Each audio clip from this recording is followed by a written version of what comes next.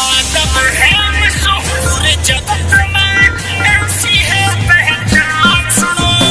यादव है मशहूर जगत में, ऐसी है पहचान सुनो।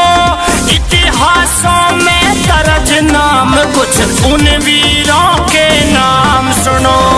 इतिहासों में दर्ज नाम कुछ उन वीरों के नाम सुनो। गौरव यादव पचोटिया।